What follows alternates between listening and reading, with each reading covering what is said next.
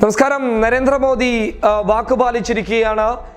നികുതി നിരക്കിൽ ശക്തമായ ഇടിവ് കൊണ്ടുവരുമെന്നും 18% താഴെയാക്കി മാറ്റുമെന്നും നരേന്ദ്രമോദി കഴിഞ്ഞ ദിവസം പ്രഖ്യാപിച്ചിരുന്നു. എന്നാൽ ഈ പ്രഖ്യാപനം നടപ്പിൽ വരുമോ എന്ന ഒരു ചോദ്യം മാധ്യമങ്ങൾ ഉന്നയിച്ചിരുന്നു. അതോടൊപ്പം തന്നെ പൊതുജനങ്ങൾ സോഷ്യൽ മീഡിയയിൽ കഴിഞ്ഞ വാഗ്ദാനങ്ങളെ പോലെ ഇതാകുമോ എന്ന ഒരു ചോദ്യം ഉന്നയിച്ചിരുന്നു. എന്നാൽ അതിനൊക്കെ തക്കതായിട്ടുള്ള മറുപടിയാണ് പ്രധാനമന്ത്രി നരേന്ദ്രമോദി നൽകിയത്. സാധാരണക്കാരോടൊപ്പം നിൽക്കുന്ന ഒരു നിലപാട് കുറച്ച് വൈകിയാണെങ്കിലും നരേന്ദ്രമോദി സർക്കാർ കൈക്കൊണ്ടിരിക്കുകയാണ്. 33ാം GST യോഗത്തിന് ശേഷം പുതുച്ചേരി മുഖ്യമന്ത്രി നാരായണസ്വാമി ഈ കണക്കുകൾ പുറത്തുവിട്ടിരിക്കുകയാണ്. അതായത് 33 ഇനങ്ങൾക്ക് GST നിരക്ക് കുറച്ചു. 18% ഉണ്ടായിരുന്ന GST നിരക്കിനെ 12%, 5%, കുറച്ചത്.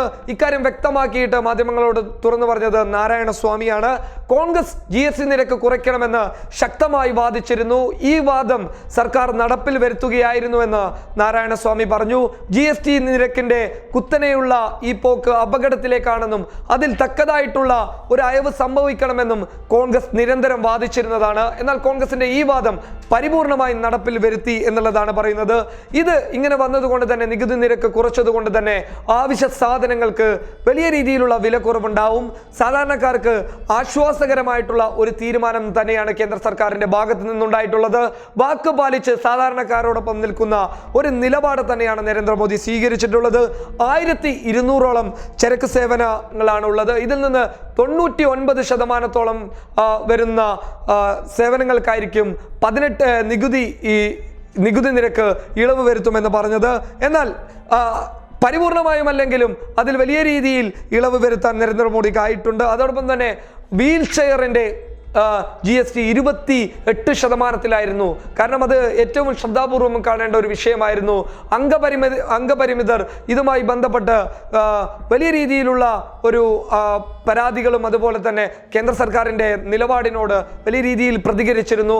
28% വീൽ ചെയറിന് GST ഉണ്ടായിരുന്നത്. എന്നാൽ ഇത് വെട്ടിക്കുറച്ച് 5%-ാക്കിയിരിക്കുന്ന ഒരു തീരുമാനമാണ്. അത് അംഗപരിമിതരെ സംബന്ധിച്ചിടത്തോളം ആശ്വാസകരമായ തീരുമാനം തന്നെയാണ്. ഒപ്പം വലിയ ഒരു വില കുറയുന്നത് സിമന്റ്, TV, ഓട്ടോ പാർട്സുകൾ, ഇതിനൊക്കെ വില കുറയും. എന്നാൽ ലഹരി പദാർത്ഥങ്ങൾ, അതായത് സിഗരറ്റ്, പാൻ മസാലകള്, അതിനൊക്കെ വില GST നിരക്ക് 28% തന്നെ നിൽക്കും.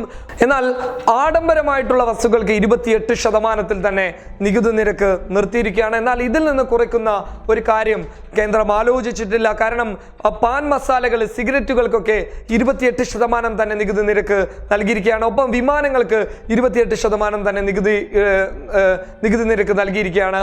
സിമന്റ്, കമ്പ്യൂട്ടർ, ഓട്ടോ പാർട്സുകൾക്കൊക്കെ വില കുറയുമ്പോൾ ഇത് തീർച്ചയായും ഒരു ഉപകാരപ്രദമായിട്ടുള്ള കാര്യം തന്നെയാണ്. ഒപ്പം 33 ഇനങ്ങൾക്ക് GST നിരക്ക് കുറച്ചതോടുകൂടി അതിൽ 18% ഉണ്ടായിരുന്ന GST നിരക്കിനെ 12%, 5% കുറച്ചതുകൊണ്ട് ആവശ്യ സാധനങ്ങളിൽ വിലയിടിവ് സംഭവിക്കും. ഇത് സാധാരണക്കാർക്ക് ഗുണമുണ്ടാകുന്ന വലിയൊരു തീരുമാനം തന്നെയാണ് കേന്ദ്ര സർക്കാരിൻ്റെത്. News desk, public Kerala.